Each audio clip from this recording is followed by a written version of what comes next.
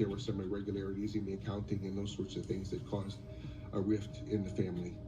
When my father went through the books, he raised some concerns about what some of the expenditures were, and my brother didn't like to be questioned about that. He felt he was entitled as the president of the company to certain liberties, and so there was always some animosity from that standpoint. Charles Lewis had done some work for him on the farm before and was familiar with the layout and that he did have cattle there.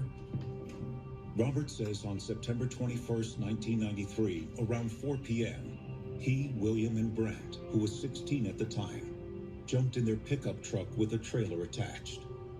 William pulled out a .22 caliber semi-automatic rifle and handed it to his son. He said he was going to let Brent become a man. The decision that was made was that if no one was there, they would take cattle and then leave, but if someone was there, they were going to have to kill the people. They parked 2 miles from the farm and approached on foot.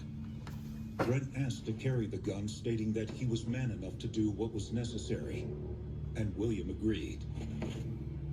They stood and watched as Charles Lewis came out of the house and began mowing his lawn. A few minutes later, 16-year-old Brent raised the rifle and fired. Robert said William did, direct Brent to do the shooting. Charles was shot 6 times. Grace was on the phone with her daughter, and during that time went out to see what was going on. That's when William told his son to shoot her too. And he did. Grace was able to run back into the house. She was shot in both arms. But William quickly followed her.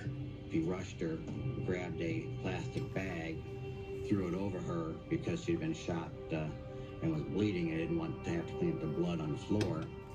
William carried her outside and placed her on the ground and instructed his son to finish her off. He proceeded to shoot my mom in the head, and that was the final cause of death.